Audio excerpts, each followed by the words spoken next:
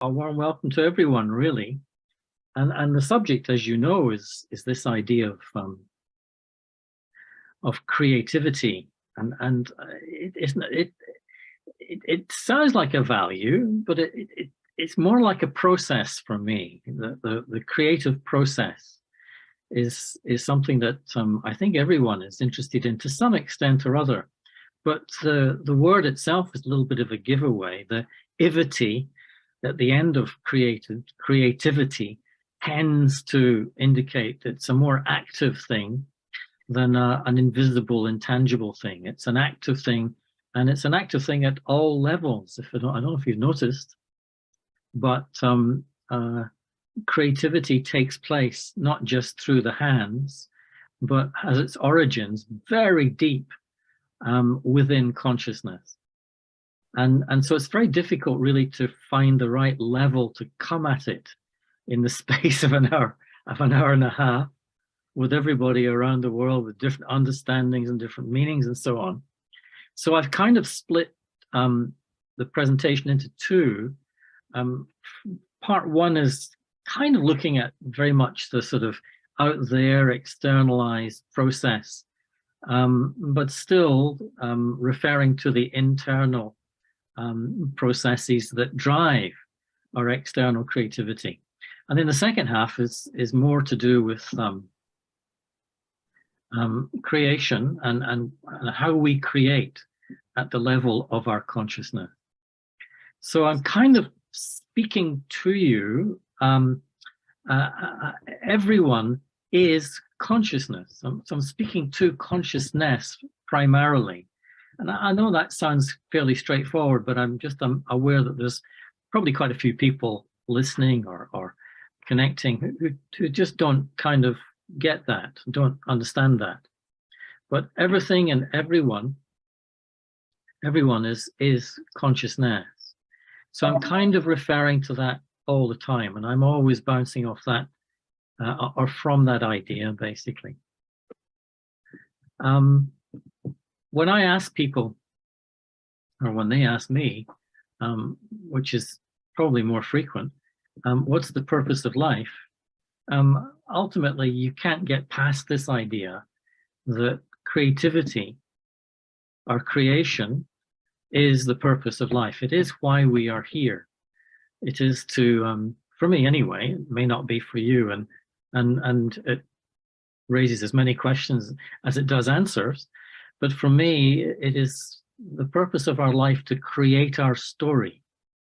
We get a chance to participate in the stories of others, for sure, but primarily it's to create our own story. And as we create our story, we become more involved in the stories of others so that we disappear into the big story of life. And so creativity, in a sense, at its deepest level, the purpose of life is to be creative. But if you look at most educational systems throughout the world, you may notice, and certainly I have, is that we're not taught how to be creative. In fact, we're taught the opposite. We're taught to suppress our creativity in the favor of functionality. And so we're kind of channeled into the world in a way that suppresses our creative urge, our creative ability, our creative instinct, the very instinct for life itself. And so it really is a topic which is worthy of a lot of research, of really exploring for ourselves, and a topic that's worthy of putting on a pedestal as the number one topic, in a sense. Because although God may be involved in our lives, he's still giving us the opportunity to be creative with our life. So let me share with you a few ideas or a few insights from my side anyway. And I'm sure they will beg as many questions as answers. And I'm always going to say that you have to kind of see this for yourself. You have to create your own map of the territory and really work it out for yourself. because it takes us to the deepest part of consciousness. It takes us to the very identity of ourselves, because that's where our creative impulses come from. So let me share a few ideas with you, and then just see what it raises in your mind. So I'll just take you on a little journey as I share my screen here. And if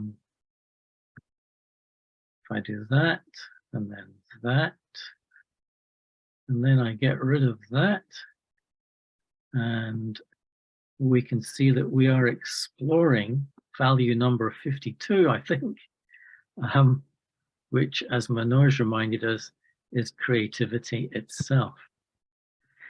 So consciousness is by nature, by virtue of the fact that consciousness is creative. But we tend to be taught to use our creativity rationally. That means we tend to think things through, whereas the wise, they tend to cultivate their intuition. And so rationality versus intuition are the two kind of ends of creativity, which I want to look at first of all, and which we're both kind of familiar with, especially if you're meditators. So rationality tends to be about thinking, and intuition tends to be about deeper feelings coming from within our consciousness. Rationality tends to be about the conscious thought process, whereas intuition arises from the subconscious, from the place very deep within us, where we need to take time out to cultivate our awareness of that inner space, because we're so busy with external things, being distracted, thinking about, worrying about things, that we don't tend to give time and attention to what's within our subconscious. This is the very, very idea that it is subconscious. It's outside of our day-to-day awareness. So one is about thoughts, the other is about feelings. It's about logic and analysis, the rationale. I'm not saying it's bad or wrong. I'm just saying there's a deeper level which helps us to deal with things that are ambiguous, and it tends to not take things apart as analysis does, but put things together, which is to synthesize ideas, to bring ideas together. In the mainstream, in psychological context, there tends to be this idea of the left brain and the right brain, whereas the left brain tends to be a bit more rational, a bit more analytical, whereas the right brain tends to be a little bit more about feelings, about the softer stuff, about the deeper side of consciousness. But they tend to be seen as equal halves. And I'm going to challenge that notion in a few moments. And so the rational tends to be the scientific. There's got to be an explanation, a visible explanation of everything around us, and that's all we deal with. We don't deal with the invisible. Whereas intuition tends to be more from the spiritual point of view, from the invisible, deeper aspect of consciousness. And as I said earlier on, it's a little bit outside of our awareness. And then in the context of organizations, the rational tends to be associated with a good manager who's able to think things through and come to balanced, explainable, rational decisions, whereas the leader is much more inclined to deal with people and the intangibles of their feelings and their emotions, and they're able to deal with that more effectively because they haven't developed this rationality to such an extent. So I just wanted to position the two sides, really, the two halves, if you like, and this is how people see consciousness operating at different levels.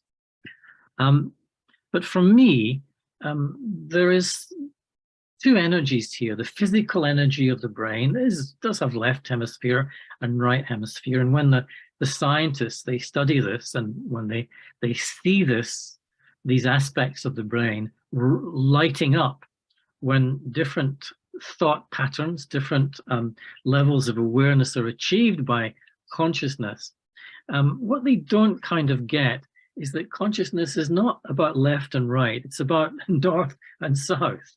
It's what you're consciously aware of moment to moment versus what's in your subconscious, what you're not aware of from moment to moment.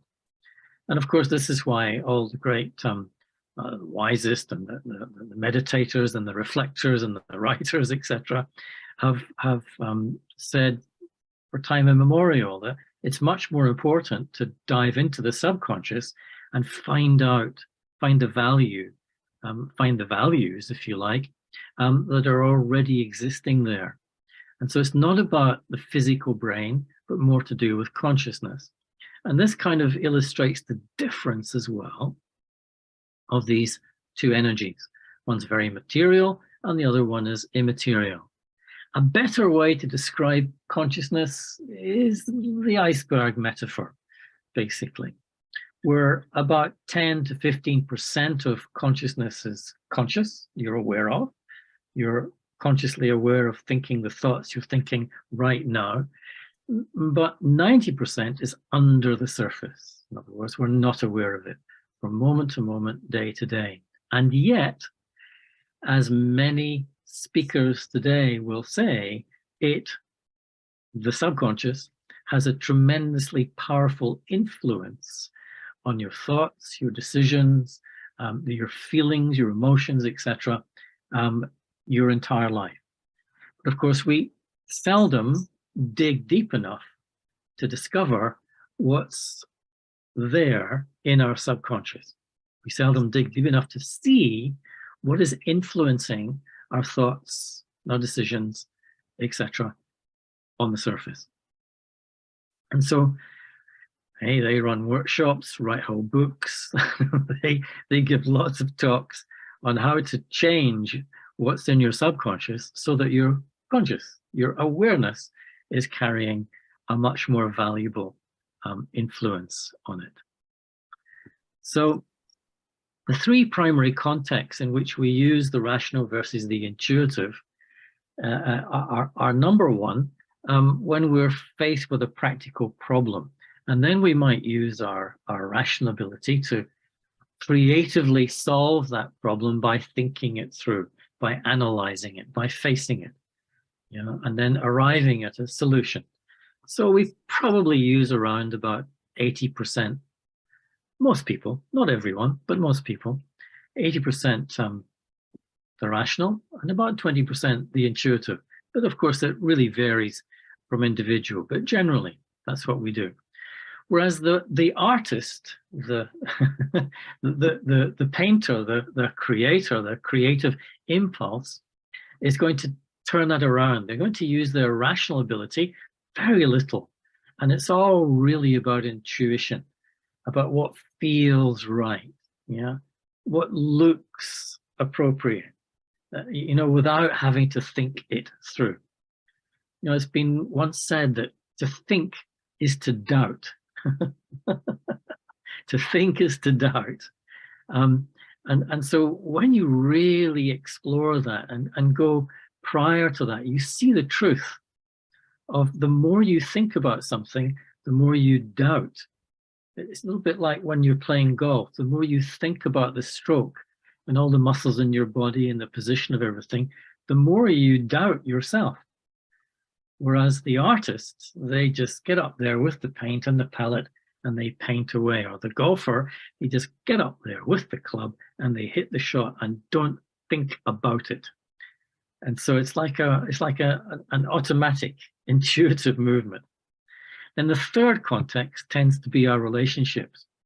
And this is where things get really, really, really messy, because relationships are messy. Leadership is messy. Life is, relationship is messy. And so some people are very, very rational. They have to think through their relationships, how they're getting on with people, and try and find reasons and rational explanations of what's going on. Whereas other people, they're just intuitive. They don't care. They know things will take care of themselves. And so they don't really, or the other way around, And so that's why there's a question mark there. It's really a kind of a mixture of the two, as is life itself. Now, the ego, it sabotages all three, all three areas. And so, because the ego gives rise to emotion, and this emotion is what gets in the way. Yeah, it's like a disturbance, a distortion of the energy of your consciousness, not your body, your consciousness, where you are thinking and making decisions and deciding your interpretation and your perception of things and what people are doing. As soon as emotion arises, it kind of hijacks your consciousness. I don't know if you've noticed that. This is an area where, we have to do our own personal research and notice how emotion sabotages our ability to be intuitive and to be rational. Doesn't matter which area you're inclined towards, emotion will get in the way and sabotage both. And of course, the ego is the source of all emotion. And for those of you who kind of understand the mechanics of consciousness, you will know that, you'll understand that. For those of you who don't, then the ego is simply that moment when I identify myself with what I'm not. Yeah. And so that's how the ego is created. It's when I identify with what I'm not. Yeah, and that could be anything from an object outside to an idea, philosophy on the inside. As soon as I identify with it, then I'm trapped in it. And then it can be challenged. And if it's an external object, it can be moved or damaged. And so either way, if somebody argues with my opinion, that I'm attached and identifying with the belief at the heart of my opinion, then there'll be a disturbance in both cases in my consciousness. And that disturbance is called emotion. Now, I know many of you will have the question, well, wait a minute, aren't emotions negative and positive? Yeah, and so isn't love and happiness, aren't they emotions? Let's come back to that at the end, if that is indeed a question which you may have, and I'll kind of, I might answer it in the journey through. So let us continue. So ways that people use, methods that people use to loosen their creative juices, because remember, we've been taught to suppress our creativity. The authorities, whoever they may be, don't want us to be too creative, because then we might find that we are just as intelligent as everyone else. And so it's suppressed. Our education suppresses it, and our upbringing suppresses it, and our parents are taught to believe that it's not good to be creative, because then you might become revolutionary and different from everyone else. I want you to be the same. I want you to be consistent. This is the path I'd like you to take. And so we're kind of, our creativity is there. We're aware of it sometimes, but we tend to suppress it because that's what we're taught. So that's why you see in the past 10, 20 years, many people writing books, running seminars, realizing and broadcasting to the world that, hey, come on, you're creative. Wake up, use your own creative ability and create your own life journey through your life, instead of being the victim or being the persecutor or whatever, or complaining all the time. Just be creative. Create your own way. And so that's given rise to many ways to become more creative.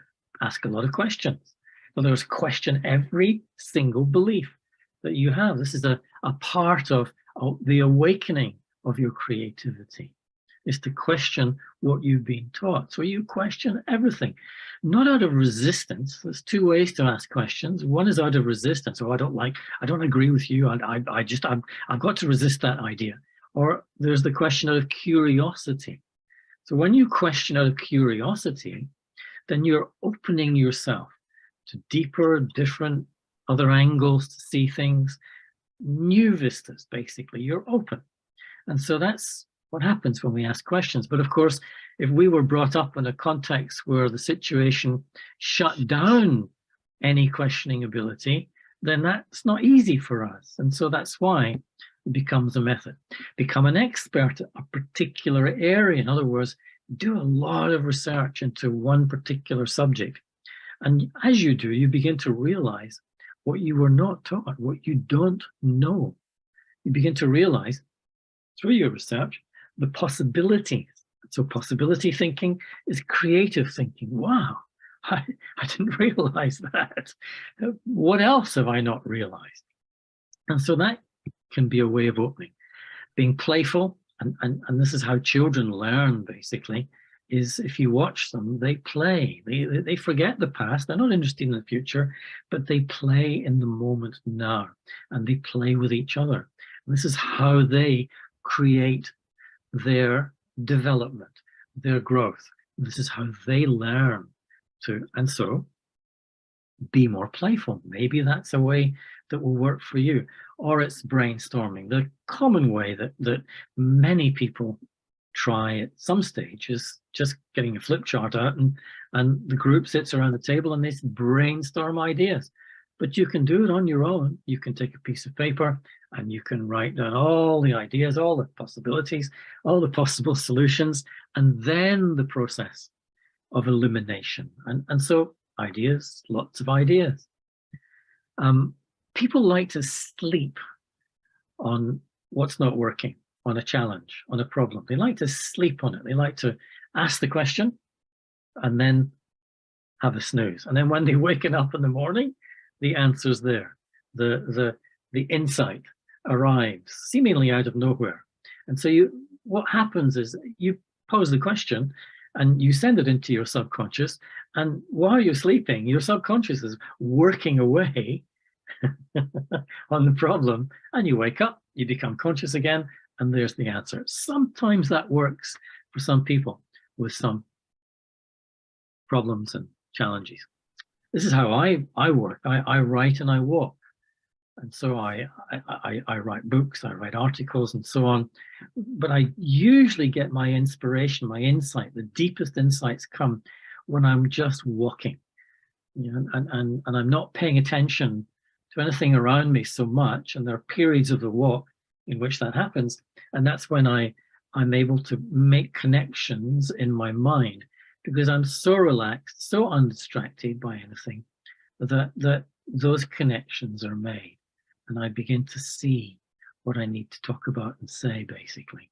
So writing and walking, doing that together, maybe just walking, I don't know. Dialoguing with another person, someone you trust, is to talk to them a lot and to exchange ideas, and then to watch how you are listening to them and how you're listening to yourself, listening to them, and what you're doing with their ideas and what you're doing with your ideas, your insights in the process. And of course, a true dialogue is two people coming together, seeking to find a deeper meaning of things. And so when you talk to someone, I'm always in the process of dialogue as much as possible, as opposed to conversation, which tends to be, in this world, you know, one person trying to get one up on the other, one person trying to prove their beliefs are truer than the other, etc., etc.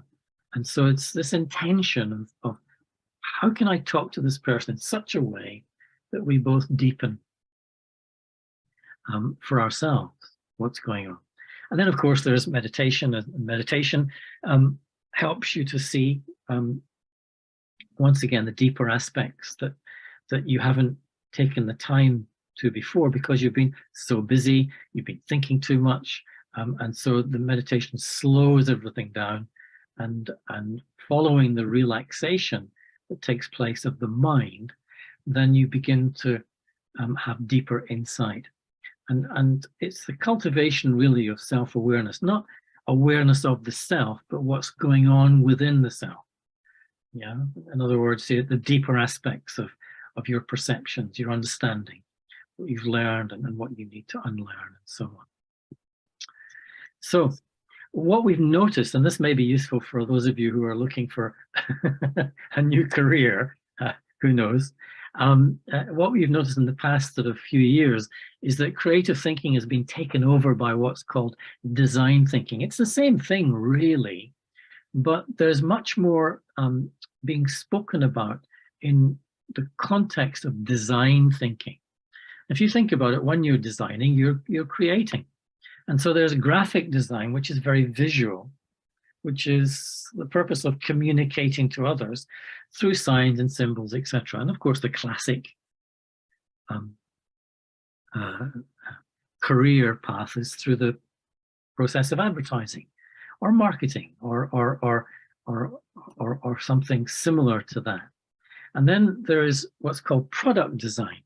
And of course, you're working here with materials, you're trying to solve a problem in the material world, and the outcome, the result, is an object which is consumed by others. But the product has to be designed. And so the creativity that's involved there is just as important.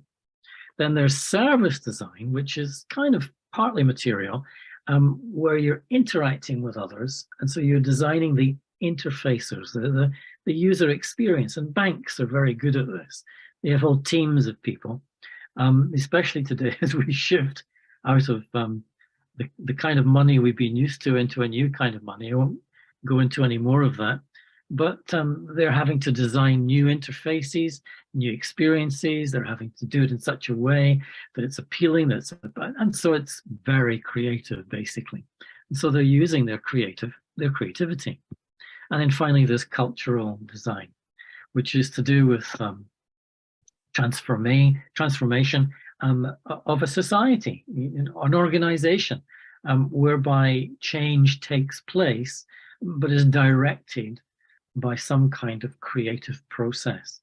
And we see this actually going on in the world at the moment, some countries more than others, where there is a transformation of the way we live our lives and how we're being led to live our lives a certain way. That also is another seminar. And so what we're talking about here is that every area of life essentially has some creativity in it. You cannot not be creative. It's the one thing you're doing all the time. Yeah, and the key word is thinking. You cannot not think. You are creating thoughts, and your thoughts will lead somewhere. Yeah, and so even though we try and think a lot less, it's impossible not to think for any length of time, at least. So let's go a little bit deeper and let's look at the process of creativity from inside out. We kind of looked at it from outside in, or the external manifestation of the creative process, but let's explore it a little bit from the inside out. And very often, I help people try to see that they're responsible for everything that they think and do. Yeah, that sounds fairly straightforward, but it's not easy for many people because they've been taught that it's always someone else that's responsible for how I feel, what I do with my life, how I think about things, etc. And it's true, they are through their education, but in this moment right now, there is no one else who's responsible. And so this is one way I try to help people to realize that. And that's what you can do is help people to realize it for themselves.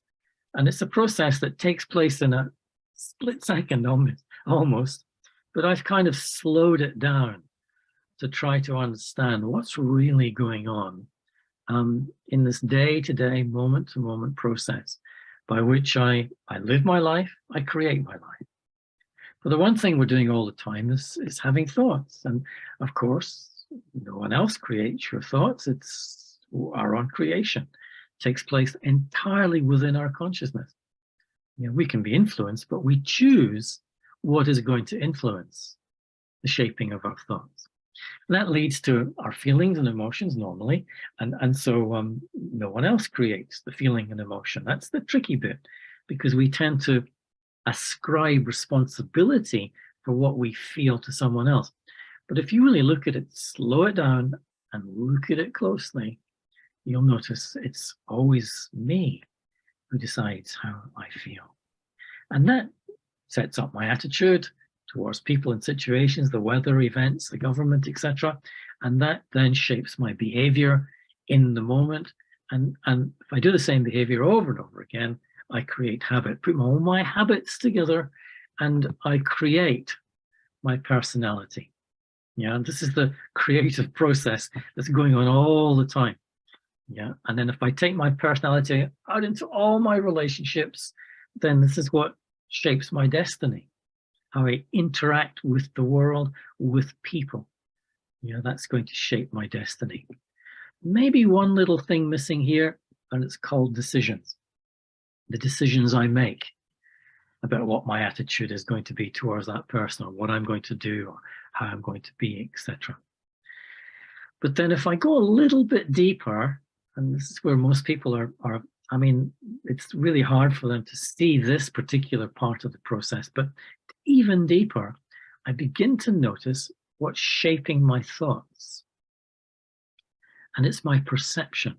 So if you believe, and sorry, what's shaping your perception or your beliefs? If you believe the world's a dark and dangerous place, then you will perceive and interpret events as dark and dangerous.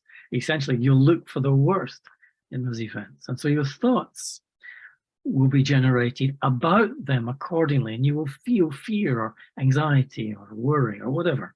And so it's all coming from your belief or belief system. Yeah.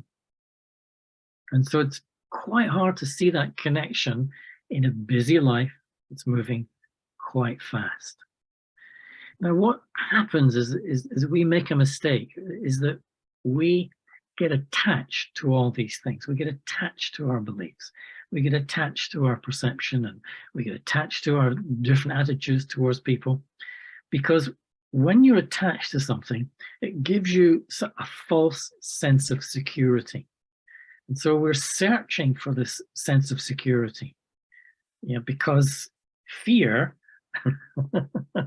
lies behind most of the beliefs that we've taken in or that we have created. And so that fear is insecurity. So we're looking for a moment, for a sense of security. And that's why we get attached to, I always do things like this way. I always make decisions like this. I always think that, I've always thought like that. Yeah. And so there's a little moment of security. But of course, it's not long before what you're attached to is challenged by the events of life, by other people, by situations. And so whenever what you're attached to is challenged, then, as we saw earlier, that's where your emotions come from. That's when you start emoting. So the three primary families of emotion, fear, anger, and sadness, are the three main kinds of emotions that we create and feel. We feel our emotion, of course, And so these three emotions, fear is, well, when you're attached to anything or anyone, as I'm sure you're aware, then worry and anxiety that you will lose their approval, their presence, their life, etc., will occur in your consciousness. Whereas when you're not attached to anyone, then there's no fear of loss because there's nothing to lose. Fear is always the fear of loss. And of course, sadness always follows the apparent loss of what you were attached to. That's why sadness arises. Again, a seminar on its own. And so what happens is that stress occurs at the level of our feelings and emotions. Oh, I feel so stressed. In other words, I feel fear, or I'm really angry, or I was really sad. And so this is what stress is. Basically, it's these emotions that we feel. Now, if you go underneath stress, you begin to notice when you're stressed, you're closed. In other words, you close yourself down. In other words, you become defensive maybe, or you close yourself off from what you believe is the source of stress outside yourself. Or there's a conflict with another person when you're stressed. In other words, when you're scared of losing something, you get into a conflict with someone, or if they didn't give you what you expected, you already desired their respect, means you already had it in your mind. And when they don't give it to you, give you respect, you become upset with them and you become angry at them. And so you're under duress, you're stressed, basically.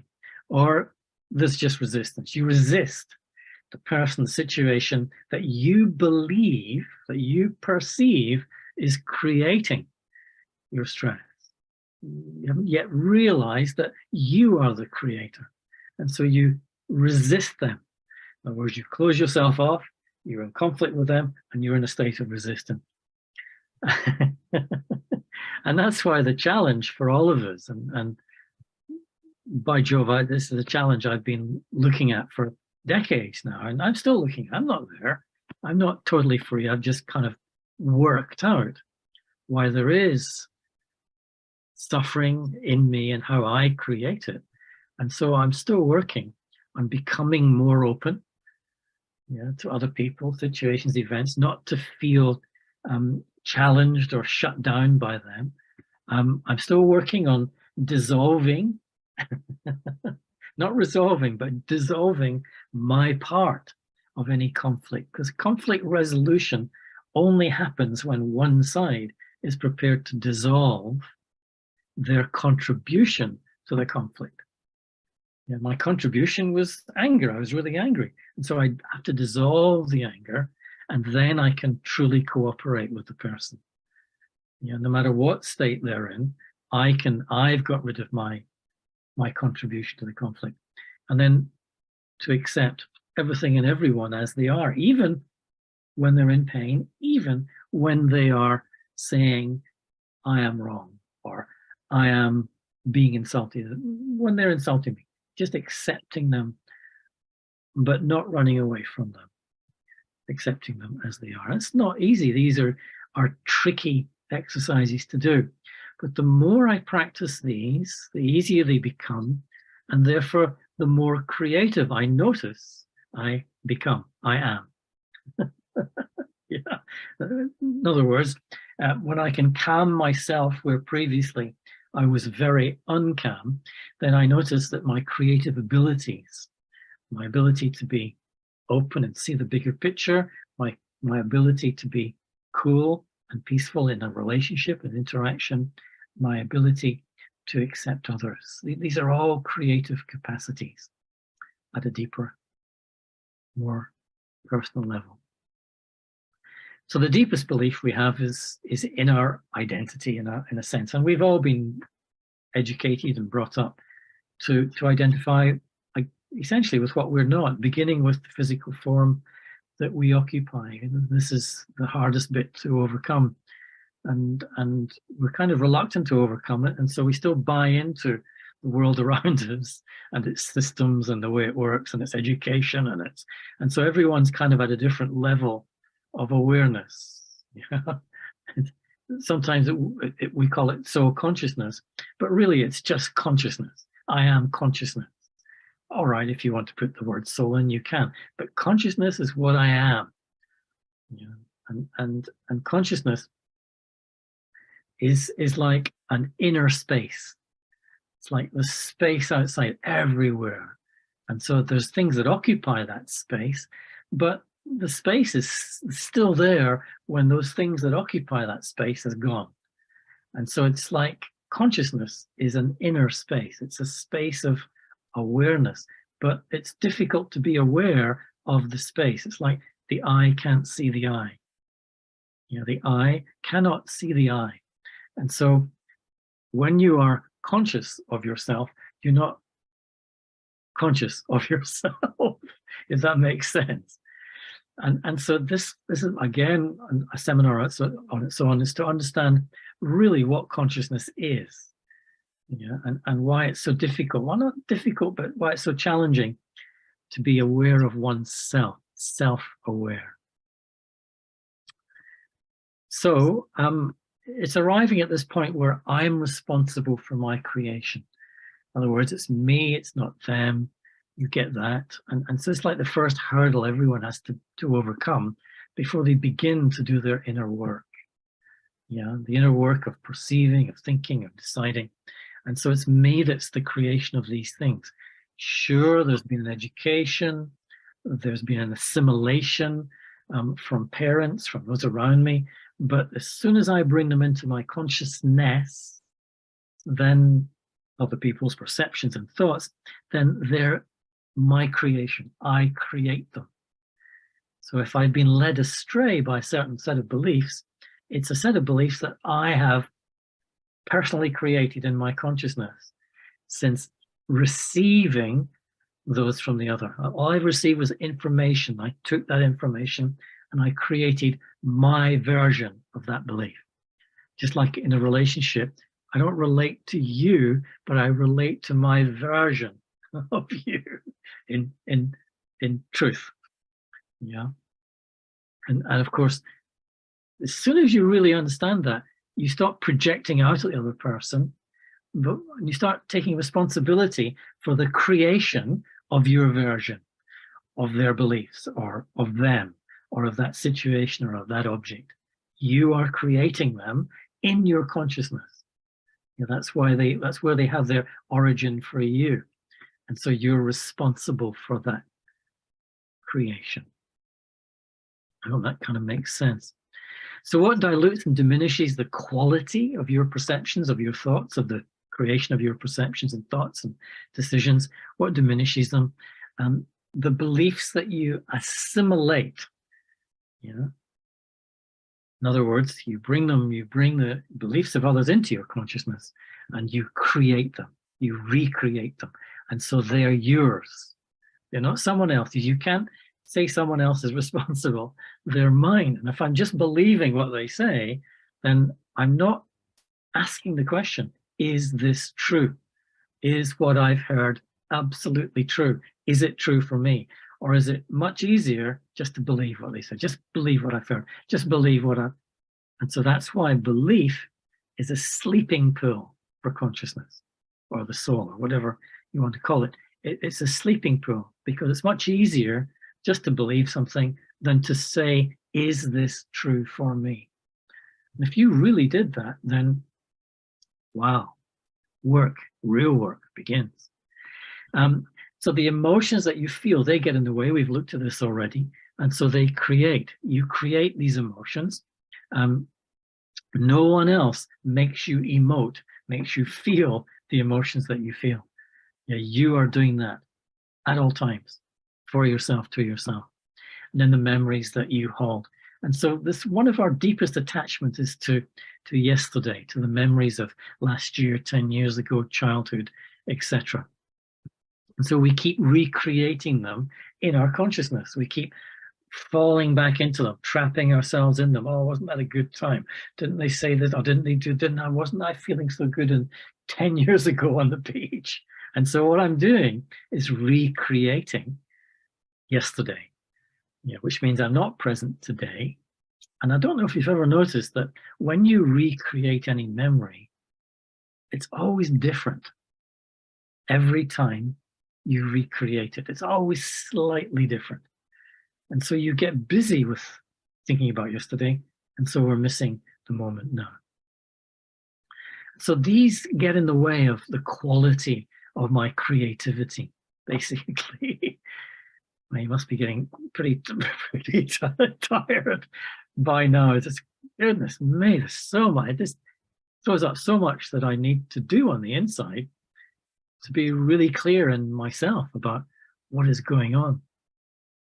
And of course, this is that time when we get to do it.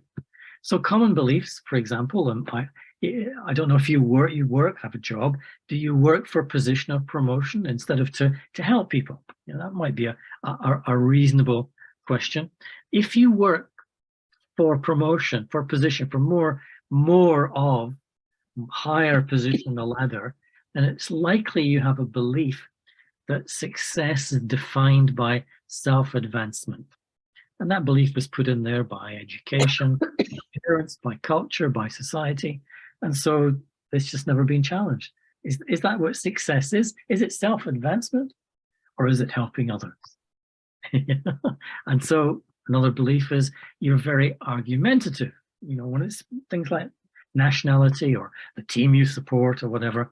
In other words, you're very opinionated. And at the center of your opinion is your belief. And so you have a misbelief about your identity. In other words, whenever someone says, oh, we hate the British, if I react to that, it means I believe I'm British because I'm taking it personally. And so, am I British? Is that what I am? Or is that just a label? I don't know if that makes sense, but you can see every time you react emotionally to someone, it means you're carrying within your subconscious, usually, a misbelief about who you think you are in that moment. And it's very subtle. Do you aspire to having lots of money to make your life comfortable? Then you're probably carrying a belief that material reality is the only reality. And this is why people are motivated to make a lot of money, because they've kind of fallen into the belief that oh, this is all there is. I'm just going to make myself very comfortable in the world around me right here, right now. Okay, I've got to get lots of money to buy lots of things that will make me feel comfortable. And so that belief is very entrenched. So do you find yourself needy of someone else's approval? This is a a big one in the world today, because we're taught to believe in authority. And so therefore we kind of go looking for the approval of authority before we feel okay in ourselves. So the belief is that attachment and dependence, and you might even hear yourself arguing for this, they're natural and necessary. But it's natural to become attached to things. It's necessary to be dependent on someone or something. Yeah. And so you're kind of fighting, you're resisting, you're close to the idea. But it's unnatural, it's unnecessary. There's something going on in my consciousness which I need to change. And by the way, this is a nice definition of stress. Stress is usually an emotion, and it's just a messenger. It's a messenger that is coming to tell me there's something I need to change. You know, and that something is usually at the subconscious level.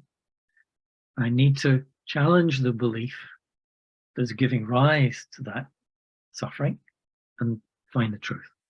And you know the old saying, the truth will set you free.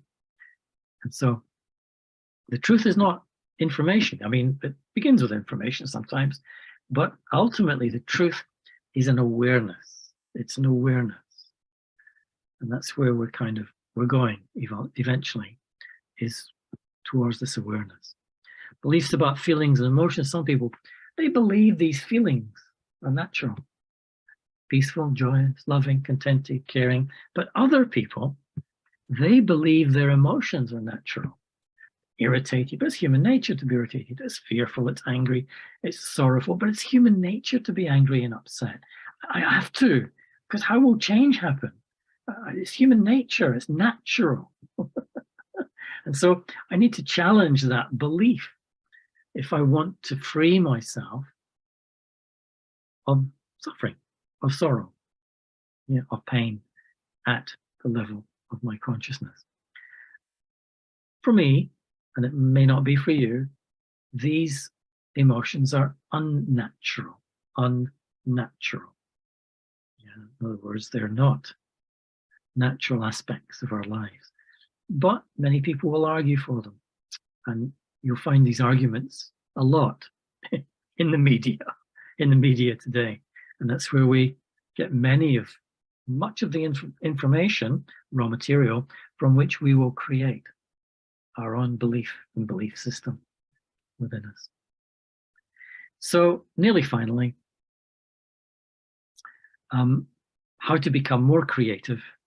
And first of all, I have to ask the question, who am I? What am I exactly? Yeah, this is a question of identity.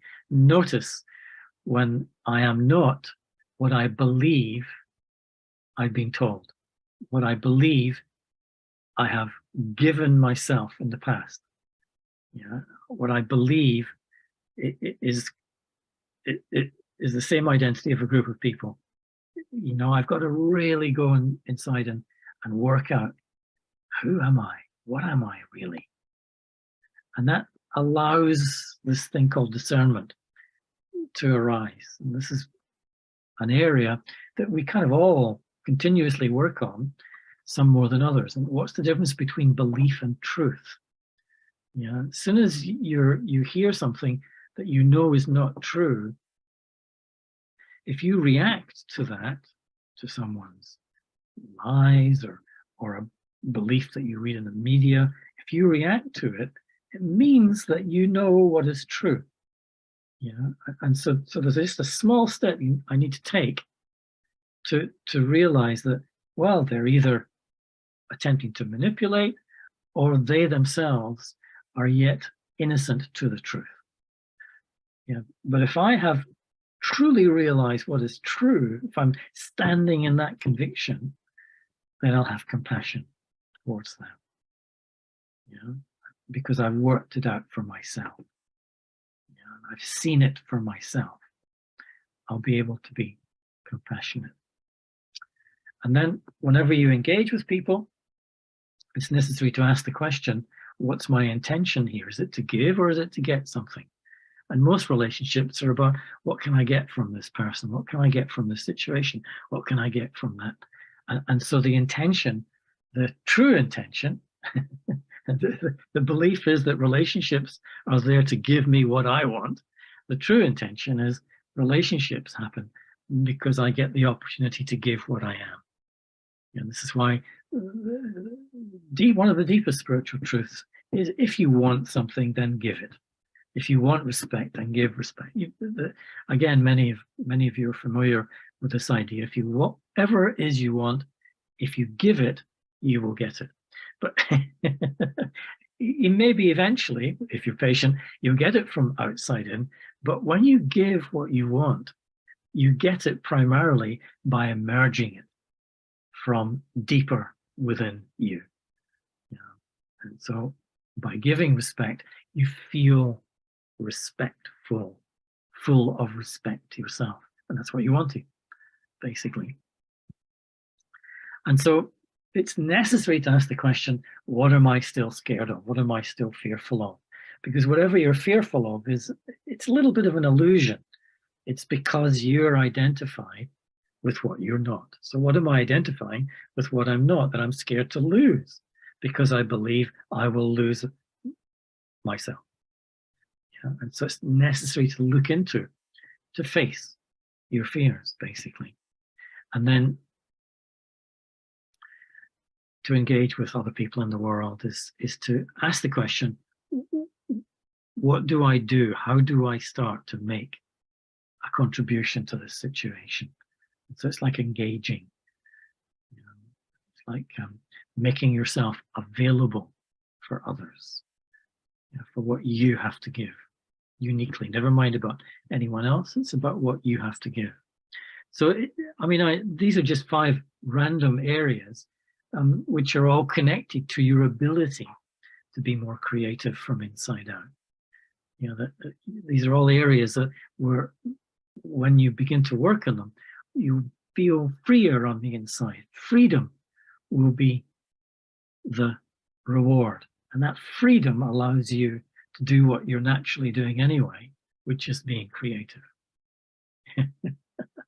Which is what everyone is doing anyway. And finally, definitely finally, that's enough, is 5 things to do, which will help you to do these things. Number 1, meditation. Number 2, contemplation. So a meditation helps to increase your self-awareness. And then contemplation means challenging the beliefs, to undo, to unlearn, to uneducate yourself out of, to let go of, to free yourself from all the ideas and insights that you've been taught along the way. Not all of them. Some of them might be very useful. Maybe you've had a relationship with a very wise person in your life, and what they shared was true. But then you've got to contemplate it and see, is it something that I do, something I act on? Is it something that I've made mine, that made true for me, true for me? And then application that will bring you to realization. And then it's a question of putting those realizations into practice. In other words, application. You apply them in your day-to-day, moment-to-moment life. And then contribution is how can I help others to awaken to their truth? Because everyone, in essence, you know, carries the same truths. You know, everyone does. Every human being, no matter how violent or nasty they are right now, at the very core of their being, there is their trueness. Not truth as in a philosophy or a, a scripture, but their trueness, their true state of being, their original natural state of being. Everyone has that, but very few are aware of it. And then number 5 is hang out with people with similar intention if you can. If you can, great, because then you help each other to grow, develop, to let go, to see clearly, etc. And in the process, you become more creative within yourself. So that's it, really. Thanks for tuning in. Thanks for connecting. And I'm sure, as I said at the very start, that raises many questions, or just as many questions as it might have done answers. This is a very simple meditation. And it begins with the relaxation of your body.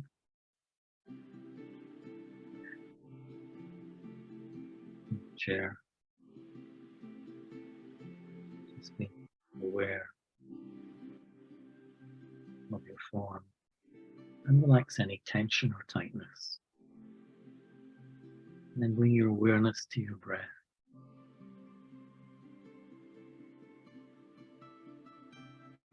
And just be aware of the full movement of your breath. Not forcing, just watching the complete cycle.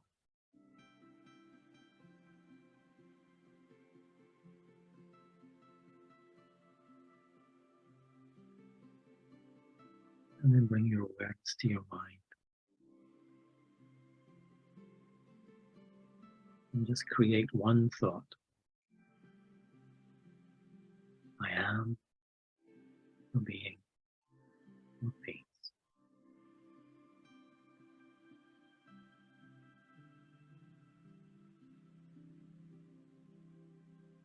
Allow that thought to move across your mind, but very slowly.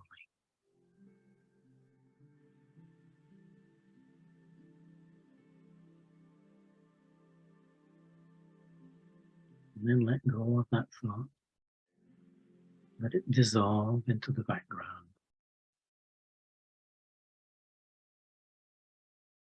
And notice what remains.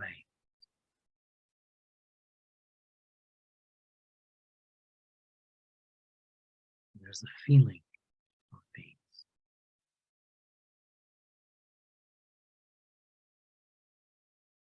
of calm, of quietness.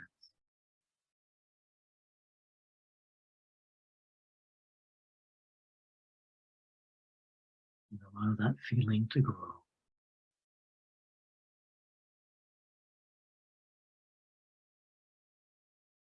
So the mind becomes silent.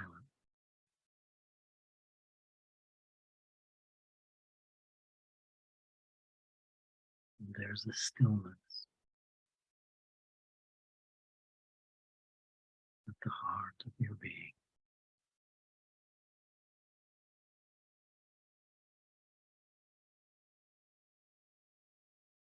Silent and still.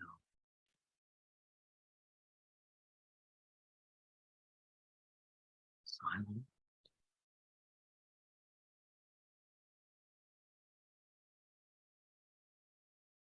and still.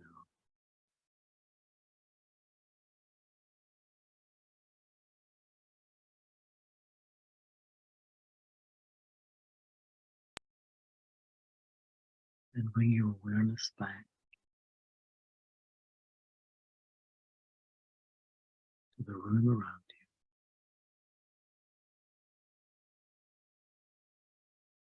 here and now. But bring that stillness with you.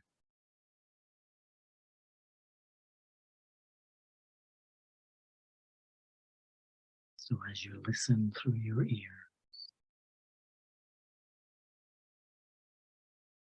hear from that stillness.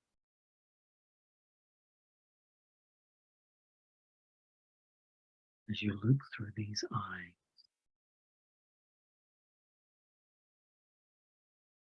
see from that stillness.